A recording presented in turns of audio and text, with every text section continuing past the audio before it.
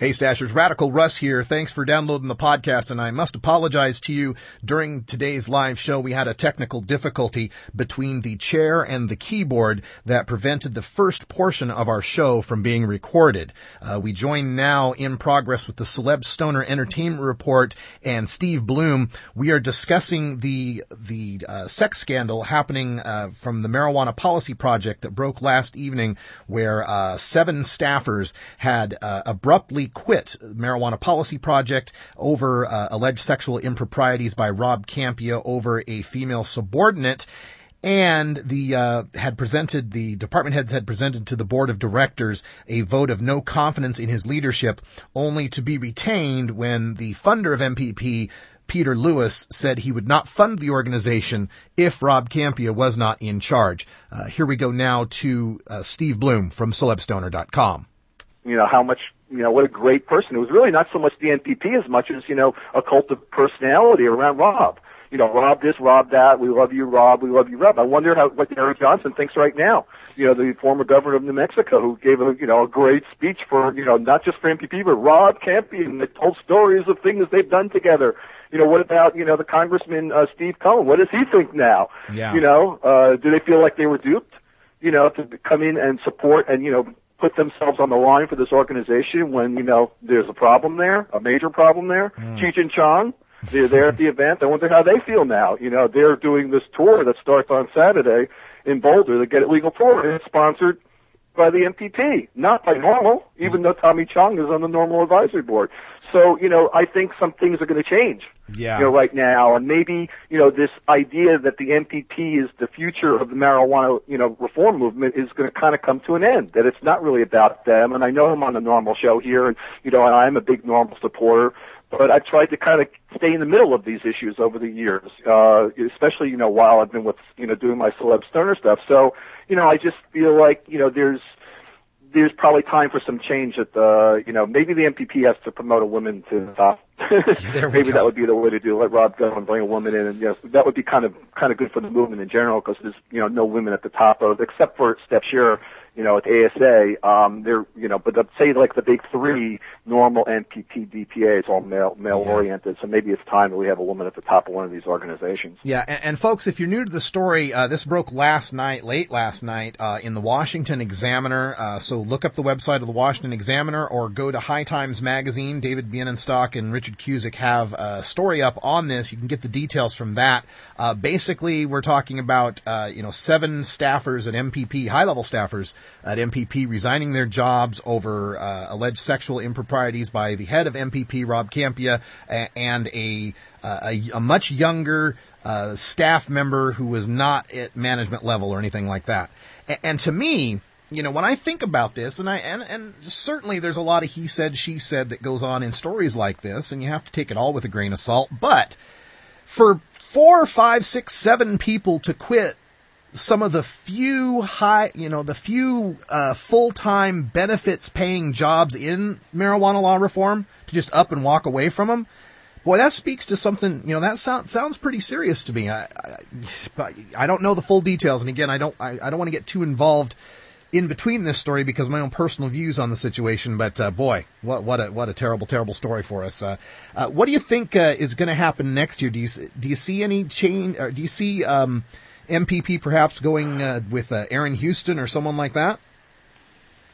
It's a possibility. I mean, the head could roll. I don't know. I know the board at the MPP has met over this. They've discussed it. They made a plan to, instead of, booting Rob out, they pretty much put him on kind of a probation where, he has to go through a therapy program, I guess sex therapy perhaps, and they instituted a policy around sexual harassment in the office, which they didn't have, and most offices generally do, and they can have a way to deal with it when there's a charge that comes up, and, they didn't have any policy there. So I think those are the steps that they've sort of made so far, but apparently that wasn't enough for the people who left. Remember, a lot of people stayed too, and I'll tell you, there was an adoring crowd there, at the MPP event this week, so it wasn't like, people were booing. I'll tell you that. Yeah.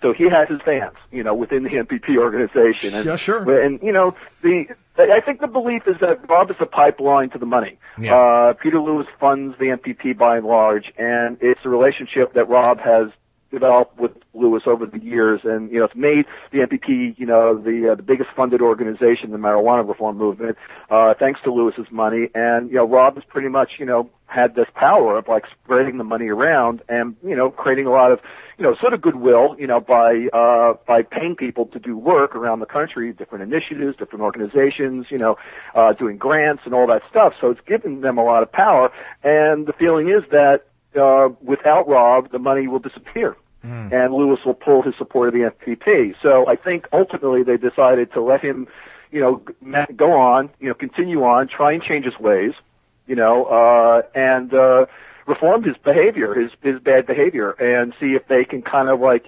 get that on track with him. And this was before this broke, so I don't know. Again, I'm just curious to see how they're going to respond now to this news that, that comes out in High Times, obviously, the major voice in the marijuana media world, and so that's a big blow to them because, High Times has generally been supportive of the MPP, as they are NORML. So it's a little bit unexpected that High Times will sort of take this shot, but I think they're doing it because, for the obvious reasons. It's sort of good journalism. You go and you do your homework, and, I was doing my homework for Celeb Stoner too, and kind of like a little bit waiting to see, what would come out, and heard that High Times was on the case, and kind of, okay. So I really think High Times blew the thing open yesterday, although it might have been the Examiner. The High Times has a lot more information in the story than the Examiner. So I don't know. I think they might, meet again and decide, hey, this is really bad publicity to the organization. Maybe we do need to make a change. Now, there may be some full-scale changes for the MPP throughout this year.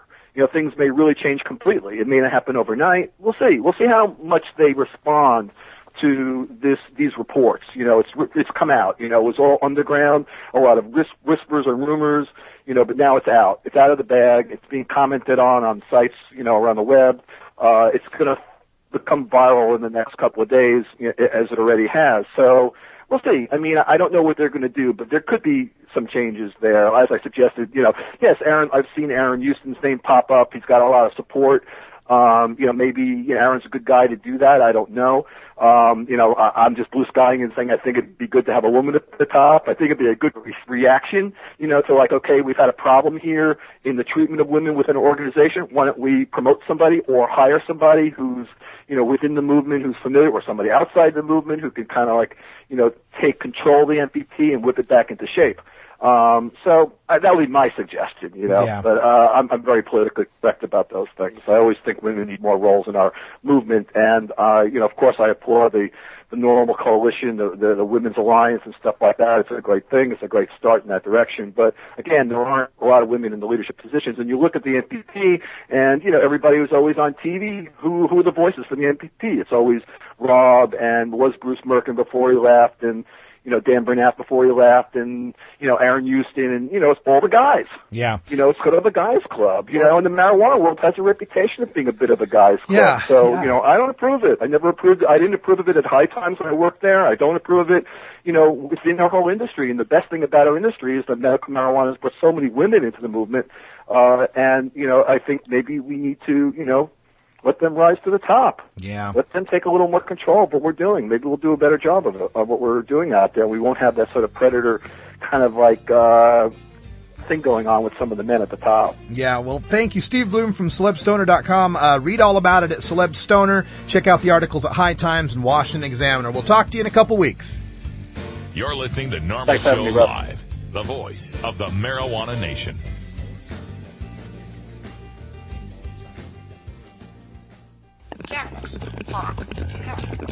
Just say no. No matter what you call it, it's a huge part of popular culture. Where'd you learn that, Cheech? Drug school. You don't need weed school. You just need a copy of the new book, Pot Culture, the A to Z Guide to Stoner Language and Life. Hey, this is great, man. Even if you never smoked marijuana. I never used marijuana. Sorry. Don't think you smoked marijuana. I experimented with marijuana a time or two and didn't inhale. Or you used to smoke marijuana. I inhaled frequently. That was the point. Pot Culture by former High Times editor Steve Bloom and Shirley Halperin will answer every question you ever had about marijuana culture. Has that marijuana made it back up here yet? Check out Pot Culture, the A to Z guide to stoner language and life at Amazon.com or visit potculturebook.com today. Too bad, man. I just stopped smoking yesterday.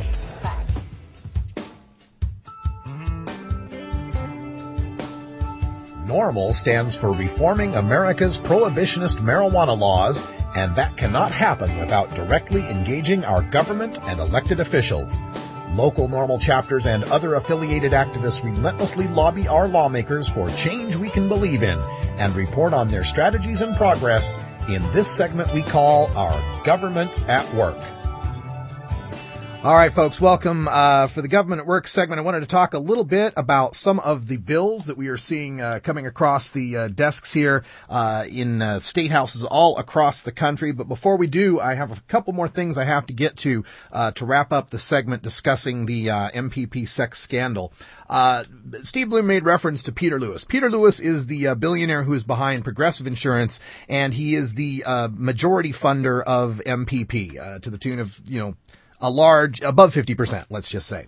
And in doing research on this, I wanted to figure out, because number one, in the Examiner story, I believe it was, they talked about how the department heads unanimously had a vote of no confidence in Rob's leadership and asked that he should be forced to step down at that time. But then Lewis backed Kampia, according to reports, saying that if Kampia wasn't the head, that Lewis would no longer fund MPP. So it's like, you keep my guy or I take my money and walk. In researching that, I took a look at a story from 1995 in CNN's Money. You can probably look this up at cnn.money.com or money.cnn.com, something like that. A story from 1995 entitled Sex, Reefer, and Insurance, which was a profile of Mr. Peter Lewis, and it discussed how he also was somewhat of a libertine, swinging kind of guy. Couple of quotes in there. One had to do with Lewis managing to get on in a limousine with Bill Clinton during Bill Clinton's 1992 campaign, and was counseling him about the bimbo factors. That's what they called it back in 92, that Bill Clinton had a bimbo factor. And he counseled Clinton to say that even if you have had 27 women after you got married, you should just own up to it and say that it was just juvenile behavior and get it behind you. Lewis was also quoted in the piece as saying things like, let's see if I can get the quote pretty close here. I have had both appropriate and inappropriate relationships at work. Workplace romances are just going to happen. So, they say in corporations and organizations that the tone of the organization is set from the top. And perhaps that's a little bit of what Rob was taking from the top there. Now, I also mentioned my own personal history in this situation, in that in 2007, I was recruited by MPP to go to their great workshop, their grants and education advocacy and training workshop. Surprisingly enough, it was on 4/20 of 2007. And I was there with Madeline Martinez, so she can corroborate, everything I'm about to tell you. But it was a great workshop, pardon the pun. I mean, it's a fantastic workshop. Learned a whole lot of great stuff from great people. But toward the end, there was a presentation that was given by Rob Kampia himself, written here, Rob Kampia, MPP Executive Director, April 22nd, 2007, that was called, quote, and I'm quoting from the page right here, "Fundraising is like dating." Okay? Fundraising is like dating. So I'm just going to read for you some of the bullet points from the presentation by Rob Kampia. Fundraising is like dating.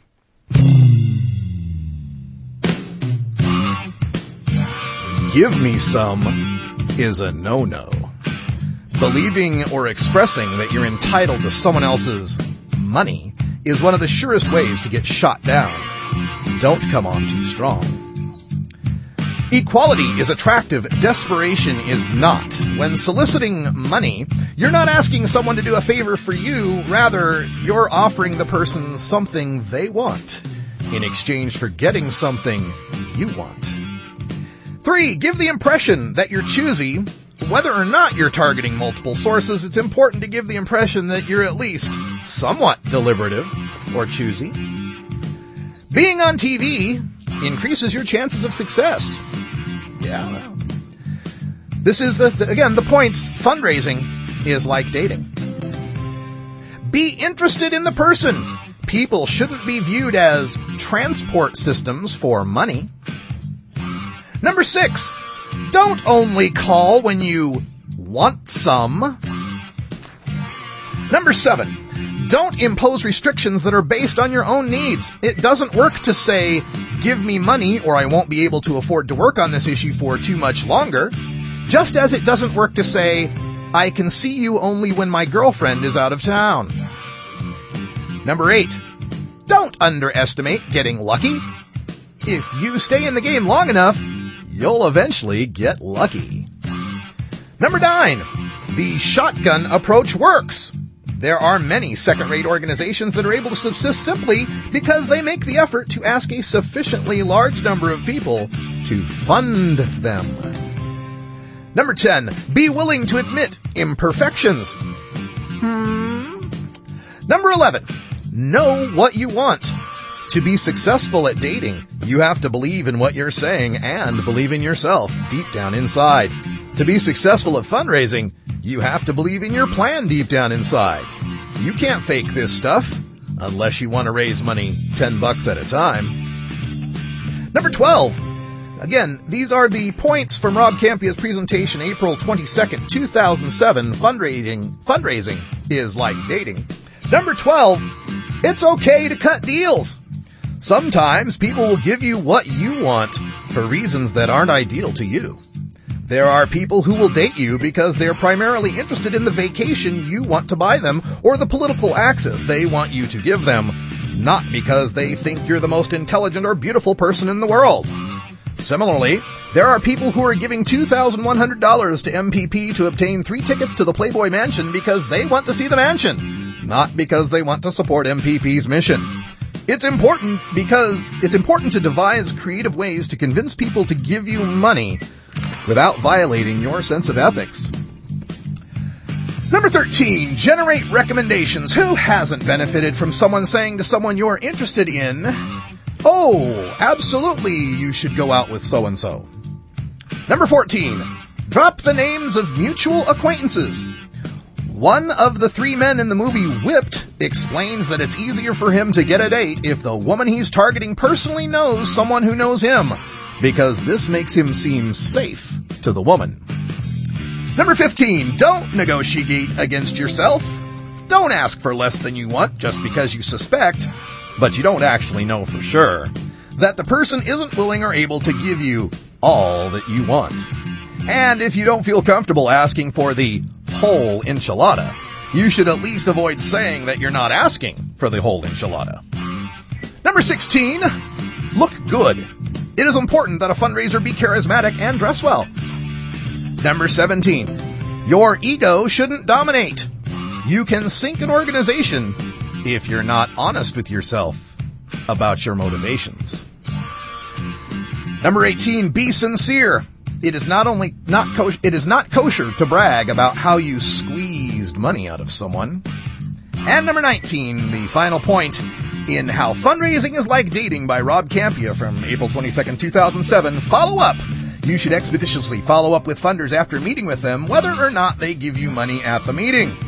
To not do so is usually impolite and could cause the funders to feel like they were used.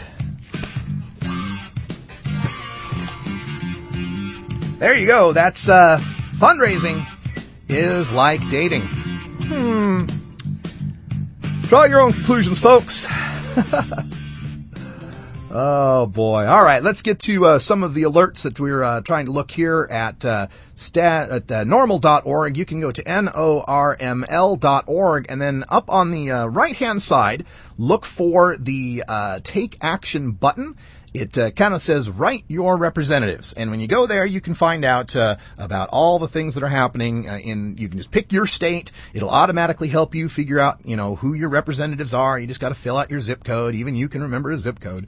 And you'll get to know what the latest updates and alerts are. So bringing these up here on the web real quick, taking me a little bit to load the page. Give me just a moment here. There we go, the alerts feed. I know that we just had legislation that was introduced in Virginia to change marijuana laws. They're considering decriminalization. And let's see here. This is House Bill 1134, seeks to amend marijuana possession and cultivation offenses. It would reduce minor marijuana possession penalties from a misdemeanor to a fine only, and a rebuttable presumption for growing up to 5 marijuana plants that would be just considered personal growing. So that's in Virginia. So all you Virginians out there, please get in touch with your legislators. We've also got a decriminalization bill filed in New Hampshire, the Granite State. So check that out. New Hampshire House Bill 1653 would also make criminal misdemeanors into just civil infractions. That is the textbook definition of decrim, just turning it into a fine, kind of like a parking ticket. So that's a good one there. The Tennessee legislature, all my homies out there in Tennessee, Chief Greenbud and the good folks at Tennessee NORML, Senate Bill 2511 and House Bill 2562. These are bills for legalizing the medicinal use of marijuana. So check that out in the state of Tennessee. We've also got the bills in Washington state to tax and regulate marijuana as well as decriminalize marijuana. And let me end the show on that. I got some questions that we've seen popping up at NORML.org in the comments and people here in the chat room who are asking, what the hell was up with that guy from Washington NORML testifying against decriminalization and legalization? That's what we said. What the hell was up with this guy? Well, turns out that this guy thinks he's been heading up a NORML chapter for the past however long. He's been completely out of contact with NORML and invisible in cyberspace and reality. So as far as we've known, there hasn't been a NORML chapter in Washington state. He shows up and starts testifying against the bills. Now, his reasoning wasn't necessarily so bad. His reasoning, I figured from his testimony, was that the decrim didn't go far enough and the legalization didn't go far enough. But those are things that you work on after the bill gets passed, right? You work on it in committee, you work on it to get it amended, whatever. You don't come out and use the NORML name against decriminalization and legalization. This situation has been taken care of. I have taken care of this with a couple letters, certified mail, some good lawyerly stuff, and by removing the Washington NORML listings from our NORML.org chapter listings. So we are taking care of that, and we are forming a brand new chapter in the state of Washington. For anybody out there who'd like to get involved, especially in Western Washington, send me an email at stash@norml.org. And yes, I do have this person in the chat room saying, I need to check my NORML chapters better now. Yes, you're absolutely right. You realize that we have 9 paid staffers at NORML. I'm one of 9 people working not only this full-time talk radio show, but also a full-time chapter outreach job. So believe me, we're getting to it. The end of this month marks a deadline for turn-in of the NORML end-of-year reports, and everyone who does not turn in one of those reports will be removed from the website. So this is being taken care of, folks. You will be able to trust that when you go to the NORML.org site, you are looking at active chapters that can help you in ending adult marijuana prohibition. Speaking of which, got a new chapter starting up in the beautiful state of Virginia. Check out virginianormal.org. They want to get involved with those decriminalization bills that are going there in the state of Virginia. Well, that music tells us that we're just about out of time here at NORML Show Live, but those of you in the chat room, stick around. We'll play a whole round of random toker tunes for the next hour. We can hang out and chat, talk all about this MPP situation if you like. I'll be in the chat room compressing the stash and getting it uploaded for the podcast. If you missed any of the show, check out stash.norml.org. Look for the NORML Daily Audio Stash player on the right-hand side. It's the big green box. Take care of each other, tokers.